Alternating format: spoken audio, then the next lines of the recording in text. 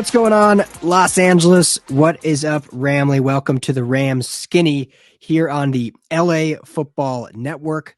It's a victory Monday here. Rams take down the Washington Commanders 28-20. Not quite as dominant as Skinny T and I would have liked, but hey, a win's a win. You get to 7-7. The Rams are currently in the 7th seed in the NFC. At the time of this recording, the Monday night game between Seattle and Philly is going on, so we don't know the outcome of that yet. So as of right now, Rams are in the 7th seed. But joining me as always to get into this game, talk takeaways, talk progress, all that good stuff. The man, I'm loving the Burlington nice lumberjack looking shirt there with the nice hair. Everything's going well. Our managing editor, you know him as Skinny T. We know him as the man, the myth, my man, my friend, Ryan. What's up, brother? How we doing? You know, I'm looking jolly. I'm feeling jolly because of the season, but I'm depressed because it's pretty much official that I am out of my first year of fantasy football, beat up by my boss. And I think I really screwed myself with the fantasy football gods, the fates, as it were. I saw Alexander Madison was out, and I was like, you should just tell him, remind him, send him a little friendly reminder. But I didn't. I said, this increases my chances of winning. And that you fly too close to the sun. I don't know, the pride before the fall, something like that happened. And, I'm out of the playoffs. Well, you shouldn't have told me. I mean, that's just gamesmanship at that point. We're in the playoffs. I need to be checking my lineup. I was on the East Coast, as everyone knows, it was their show last week. Now I'm Mountain Coast or Mountain Time in Colorado, so my times were all off. I didn't realize there was Saturday game starting when it did. So yeah, I left Madison in, and I got saved by what did I have? I had Goff that went off with 5 touchdowns. Yep. Kupp went off. I got saved by a few. So I got that's how fantasy works. In my other league, one of my other leagues, I had a first round bye. My team scored the most it's scored all year. And I know next week when I actually play someone, they'll probably poop the bed. So that's just how fantasy works, unfortunately. Yeah, it's a tough lesson to learn, but I've learned it. At least I didn't embarrass myself. That was my only goal. I didn't really want to win. I just didn't want to, lose out completely. Hey, first year in the show and you made it to the dance. So I think that's pretty impressive. Yeah, man. With all LAFB people, all of us supposedly know things about football, and you know more than most, or know more than at least who didn't make it? 6 didn't make it, or 4 didn't make it? I don't even remember. 4 didn't make it. Yeah. Okay, so you know more than 4. So there you go. Chauncey Talese, if you're watching this, you were one that did not make it. And Coach Rowe, defending champ, didn't make it either, right? Chauncey won the regular season. He had the best record. Yes, Coach Rowe, the former college NCAA USC defensive player, he didn't know what he was doing. Yeah, he missed the playoffs, so he did not repeat. Yes, Chauncey, you're right. The way he talks, those that know Chauncey, one of the great guys, covers the Rams here for us. The way he talks is always so almost like Eeyore from, or it's just so, Eeyore's maybe not the right way. He's just so, I don't know what's the word I'm looking for. He's self-deprecating. He won't take a compliment. Yeah.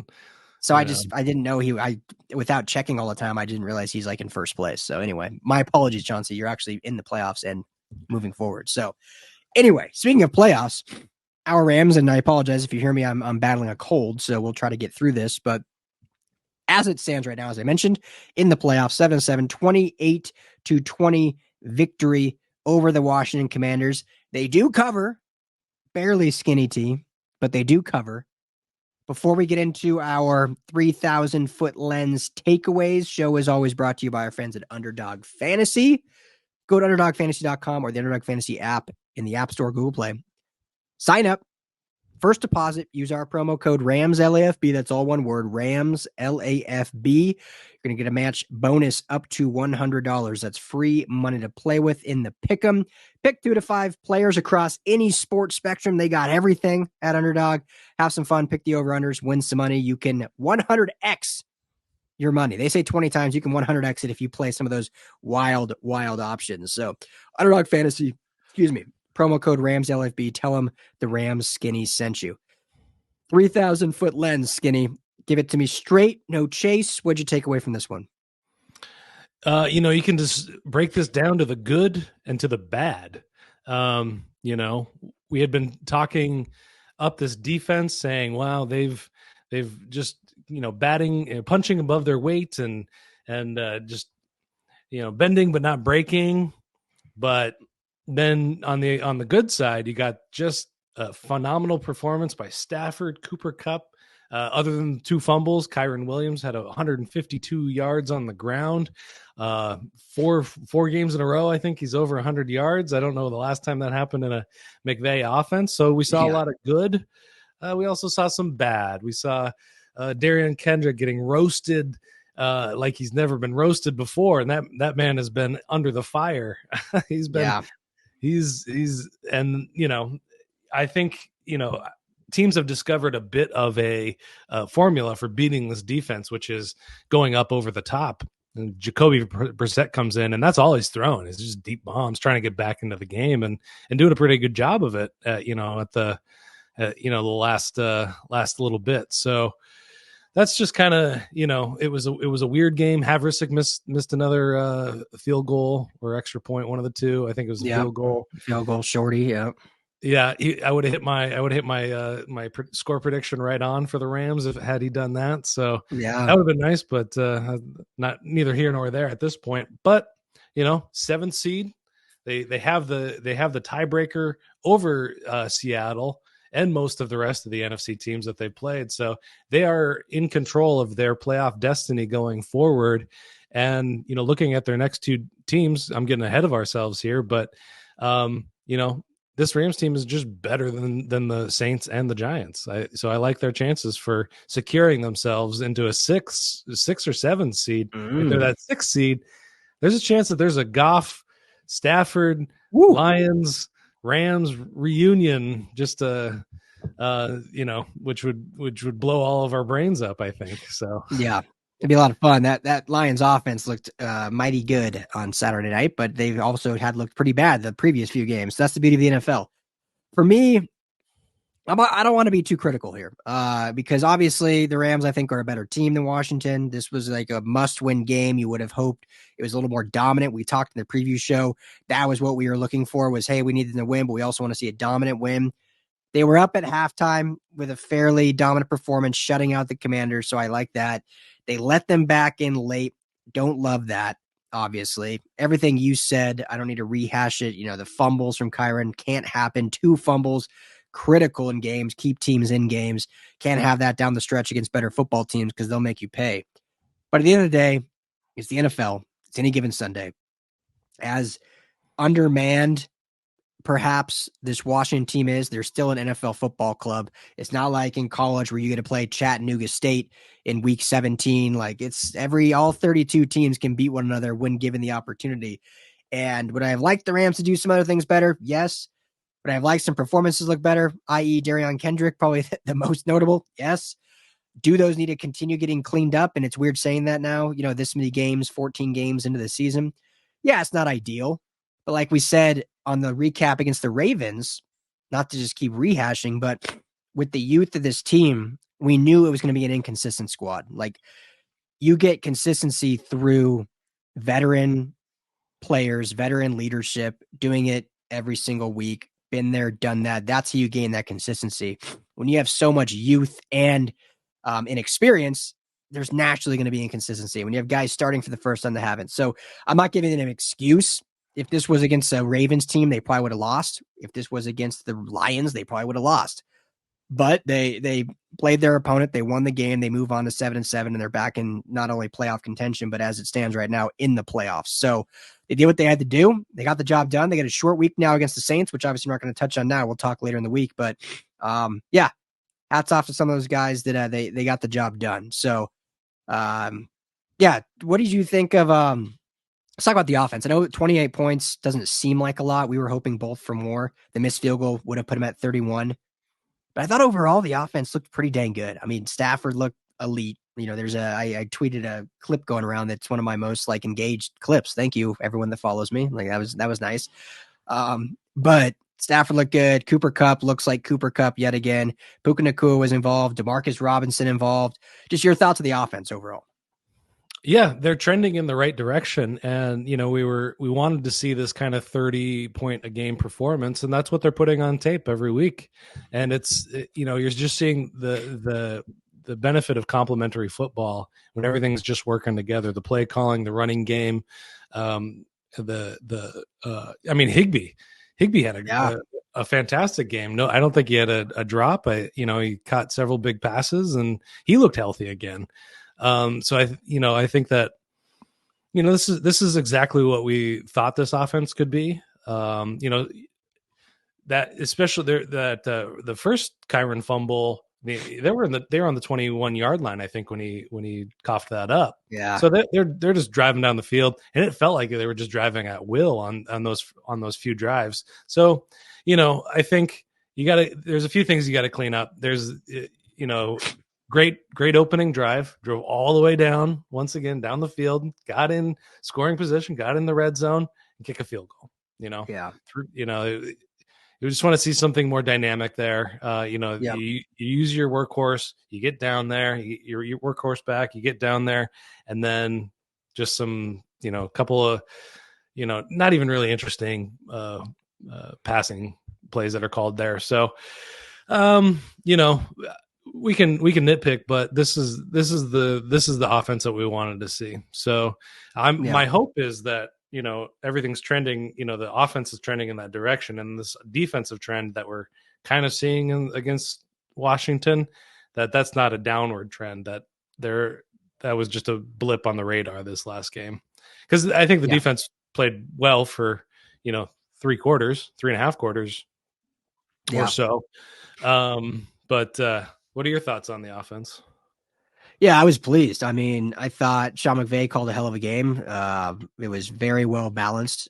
Stafford with his 33 passes, super efficient, 25 of 33. I mean, how good is Matthew Stafford playing since the bye? He's got to be, I don't watch a lot of national coverage just because we do so much here at the LA Football Network, and, we're just busy doing our own thing. But from what I can tell, I feel like he's not getting enough love nationally. Maybe he is, but I maybe haven't heard it, but I just feel like the dude is playing great this year, leading this young group since the bye has been maybe Skinny T. I don't know if I'm getting ahead of myself, but maybe has been the best quarterback in football since the bye. I know it's only a 3-week stretch, but is playing unreal since then. And yesterday or Sunday was just another indication of that. Mentioned the balance, Kyren Williams, I know he fumbled. I don't want to keep hashing that, but 27 carries. I mean, when is the last time, Skinny T, we've seen a Rams lone running back, have 25 plus carries? They ran the ball over 30 times total, which, is my bread and butter. Royce Freeman with 6, and he had a couple receiver runs with Puka Nacua and Demarcus Robinson, but 27 carries from Kyren Williams. I feel like we legit have not seen that since the Todd Gurley days. And I know we've said on this show multiple times, comparing Kyren to Todd, it still might be unfair. He's not there yet. Todd is an all-world player and will go down as one of the greatest Rams ever. But Kyren Williams is playing to that level within this offense. The necessity of what he is able to do is so evident when he's on the field, whether it's in the run game or the pass game. Now, cleaning things up, obviously, we'll keep bringing that up. But yeah, I love that they trusted him. McVay trusted him. I know they were winning most of the game, so obviously you're going to be a little more run heavy, but we also know Sean McVay is not very ever run heavy. So I think that's learning within himself too about what he has in Kyren Williams. So yeah, that was great. You mentioned Tyler Higbee, fantastic. We don't need to talk too much about Cooper Kupp. I mean, solid game, 111 yards, 1 touchdown, looked like the Cooper Kupp of old, a 62-yard long completion. Fantastic. The other one I just want to mention that we've alluded to a couple times is Demarcus Robinson. I only had two catches, 44 yards and the touchdown. But in the preseason, Skinny T, we talked about like this receiving core, and this was at the time when Kupp was going to be healthy, and so we're like, okay, and this was before Puka Nacua was Puka Nacua. And so we really didn't know what this receiving core looked like. It was so unknown. It was like Cooper Kupp, and then like, was it going to be Tutu Atwell as the true 2? Was Ben Skowronek going to be dominant? They had Tyler Johnson had a nice training camp in preseason, but then he ended up getting cut and added to the practice squad. So Puka Nacua was like this fun preseason thing. But we didn't think he'd really kind of amount to what he did so quickly.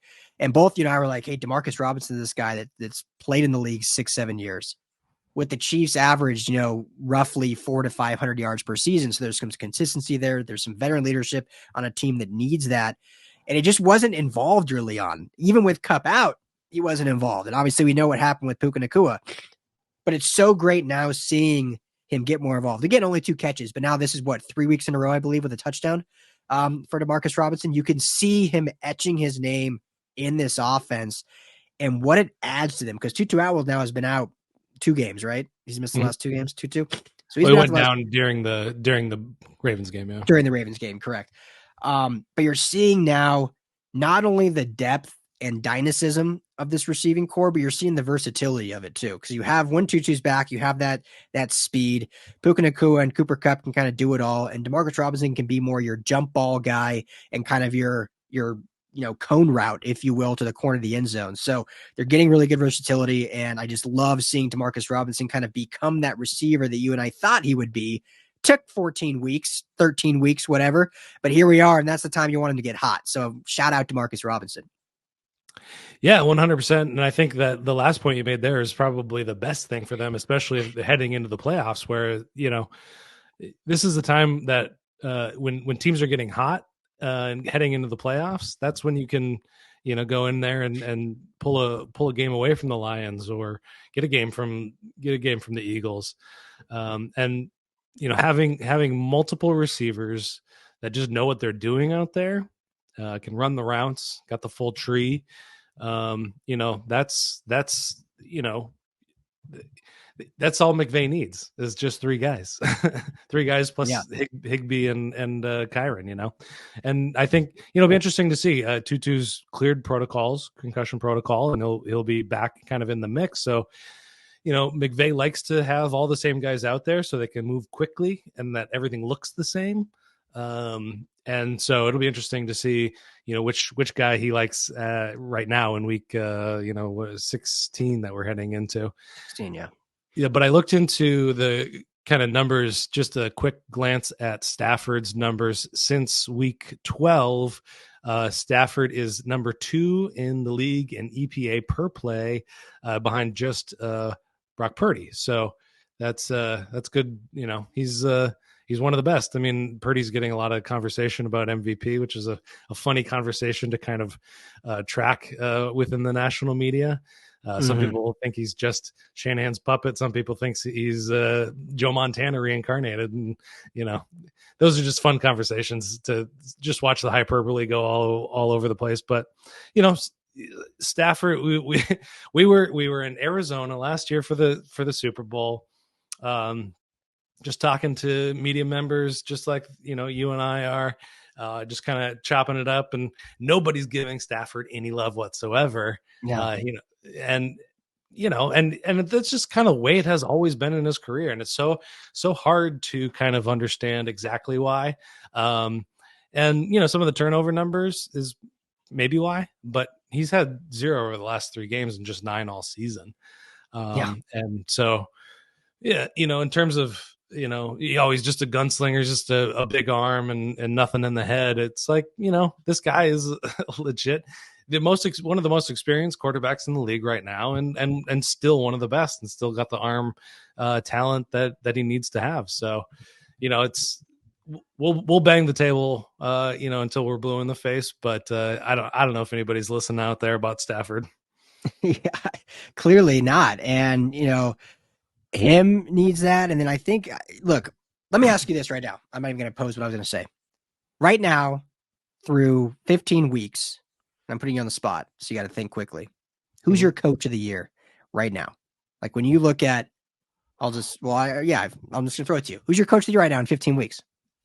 I mean, McVay has definitely got to be right there, just with what they've done with the amount of undrafted free agents, back end draft picks, and then everybody, we want to talk about the pillars with Cooper Kupp, Matthew Stafford, and Aaron Donald. This is what he's doing. He's taking this team, which everybody picked to be maybe one of the, are they going to try to get Caleb Williams? They're going to be in position for Caleb Williams, and now they're in position to go to the postseason, and that's, there's play calling, which is one of the duties of a head coach sometimes. Yeah. Then there's managing a building. That's another job. And then there's inspiring the people around you to do the best thing. And there, and then there's also identifying, talent, for, under a salary cap. And and they're just the organization, and you gotta hang it on Sean McVay, because if it was the opposite, it'd be hung on him. Last year was hung on him. You look at, a Shane Steichen, D'Amico Ryans, McDaniel, Kevin Stefanski as well. Absolutely. Kevin O'Connell in some ways, although that team looks, I'll take him out of it just because they're not going anywhere now. But, and then I got to give credit where credit is due. I mean, I think this is a hell of a Shanahan year as well. I think he's calling the best offensive plays. And the reason I would give it to McVay over Shanahan is just because he does, I would say he does those other things so much better than just the play calling. Like, I think, Shanahan's got him beat on the play calling, but pretty much everything else, I think, you're just looking at McVay there. So it's a bit of a homer pick. It's an easy answer for me to give. But given, Texans and Rams, based on what the preseason projections were and just where they are now, it's just like, that's pretty incredible. Yeah. No, I agree. I mean, I think to me, McVay should be the reason why I pose that is because I don't think we bring up Stafford and not getting like the love that I think he deserves and should be getting. And I think the same can be said for McVay. And I get he's a Super Bowl winning coach, so there's always kind of in that upper echelon, like, oh, Super Bowl winning coaches, you don't get win coach of the year for being 500 or whatever. So I get that. But when you look at the way this roster was and what the expectation was going into this year, I mean, it's hard to argue anyone's doing. You could argue people are doing as good, and you mentioned it. D'Amico Ryans, first-year head coach, rookie quarterback, winning last week with Case Keenum. Like, they're doing some phenomenal things. When you look at Kevin Stefanski in Cleveland, the injuries they've had, they're on QB, 4? And they're a 9-win team or whatever they are, 9-5, I think. Like, that's incredible. When you look at Shane Steichen, like you mentioned, young coach, rookie quarterback, 4th overall pick, gets injured early on, has to go to his backup Minshew, and they're in the playoffs as it stands right now. So Kevin O'Connell does some great things. So I think all those guys are probably a little ahead of McVay, but I think McVay deserves to be in that conversation. And when you see odds of all these things, he's not even in it. Like, he doesn't even get brought up. That's what's shocking me. Like, to me, it's, if you're looking at the top 5 candidates, McVay is one of the top 5. No doubt in my mind, no questions asked, because of everything you just said and because of what I alluded to, on par with what his other running mates are doing. So he won't get it, but I think he's certainly deserving based on how the season's gone, especially if they make the playoffs. Yeah, and they're going to make the playoffs. I mean, I'm just going to call it right here. I'm putting money on that. There it I'm is. not a gambling man, but I'll put some metaphorical money on that. I'll put my money where my mouth is, or my mouth. Anyway. He'll put his money on betonline.ag. Promo code BELIEVE gets you a 50% welcome bonus. Pick the Rams to make the playoffs. Betonline.ag. Tell them the Rams Kitty sent you. Go ahead. Yeah. Just a couple things on McVay. We're seeing him grow up right in front of our eyes. He's younger than both of us. What he came in at, 30 years so much. Old. Wait, no, I think he's older than me, actually. Don't put that on me, Ricky Bobby. I'm 33. What is he? He's 37. Yeah. Sorry about that. Oh yeah, I'm 33. I'm a young buck compared to him. Oh, totally. But anyway, continue on. We're seeing, I remember when I was, 30 years old, there's definitely no way I'm leading a NFL team, but, not only that, but he comes in and he just blows the doors off the league. 2017, 2018, those years, just live in people's memories still. And people think, because he came in at such a height, because he came in and turned that team around, he turned Goff into a legitimate quarterback. He turns Gurley up, 3 notches, takes him from a 7 to an 11. He drafts Cooper Kupp, brings in Andrew Whitworth, and brings in Brandon Cooks, and just builds a team and turns it into a winning organization, and he does it overnight. And now he's they're tearing down, they're rebuilding, they're putting new plaster and all this stuff up on the walls, and it looks different than that first iteration. And I think he made it. He's made it so difficult on himself to really, really stand out, because he's not doing what he did before, where he just lands in town and turns it around. He's building a new team from the ground up without sacrificing wins and losses. Last year excluded. I'm gonna butcher these time periods. So if we have any art aficionados listening, please correct me in the comments. But I hopefully my analogy will hit home. But the McVay of this year is like when you look at art classics, right? And you got the Monets and the Van Goghs and all this, like this is the way art was during time. Then all of a sudden this guy Picasso comes along. It's this abstract way of making art. And at the time it was probably like, this is terrible. Like this doesn't look like art. Like that to me is kind of like this Rams season where it might not look artistic in the way of a Van Gogh or a Monet or what we expect from what you could even compare to just past Sean McVay teams. Like his past teams have passed were like this different rendition of an artistic brushstroke. And now he's kind of changed that up because of the type of paint he's been given, the canvas he's been dealt, if you will, and is kind of making his own artistic intuition in how to kind of manage this team and how he's painting his canvas for the world to see. And it's maybe not being appreciated yet, but when the season's said and done, I think nationally we'll get appreciated when they say, wow, you made the playoffs with that roster, with a quarterback that everyone said was washed up and couldn't play anymore healthy, with no running back, or the running back you thought you had, you traded away in week 4, with a banged up receiver, with no one on defense outside of Aaron Donald, with a coordinator that none of your fan base wants. And you made the playoffs with that, then they'll be like, wow, that Picasso guy is something special, and remade, kind of reimagined what art was in whatever century that was. So anyway, my timing's off, but I feel like I was on something there. No, I love it. Yeah. It's that was like, the movie Old School. Yeah. The debate scene when Will Ferrell, the Raging Cajun, Will Ferrell does that whole thing. So I blocked out what just happened. That was after I just snapped out of it when I was done. Yeah, I'm gonna. It's like these chefs. It's like it's like I don't know. But I think you're absolutely right. I think that and this is one of my criticisms of McVay has always been, how does he adjust from the first half to the second half? And that's been true in just games. That's been true of seasons. That's been true of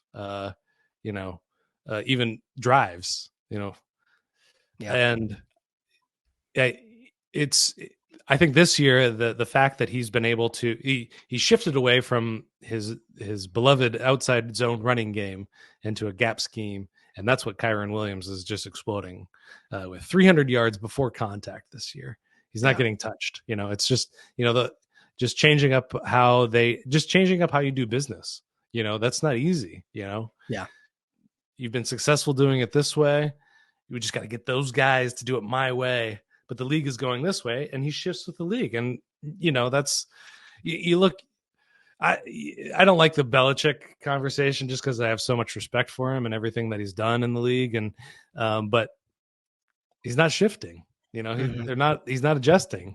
Yeah. He had a winning way for 20 years, and now things are shifting, and maybe the Patriot way isn't the winning formula to take the NFL by storm anymore. And Sean McVay's got a long way to go before he's coaching, as long as Belichick has been. And I don't know if he'll ever reach as many years as Belichick has been coaching, but it's just important to see that he's able to shift and adjust, even at this broad brush strokes. We're seeing,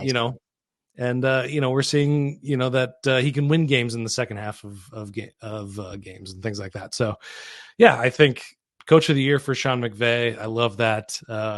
There's no talk about Stafford MVP, but he's having just one of his best seasons, just based on kind of his accuracy versus the yards that he's putting up and the control that he has over his side of the team. And it's a beautiful thing to see, the guy, I just want him to get the respect that he deserves, as a top 10, top 7 quarterback in this league. Yeah. I mean, we saw what the offense looked like with 1 week without him. So I think it goes to show how good he's been. But anyway, with that, it's a short week for the Rams.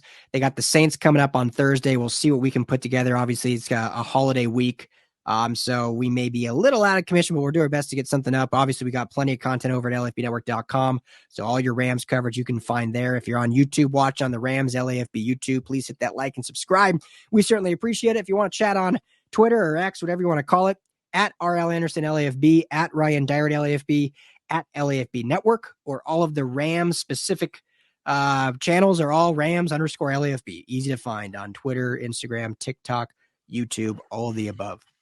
For Skinny T, I'm Ryan Dyrud. Thank you, Ramley, for hanging out as always. Victory Monday. See you all here in a couple days.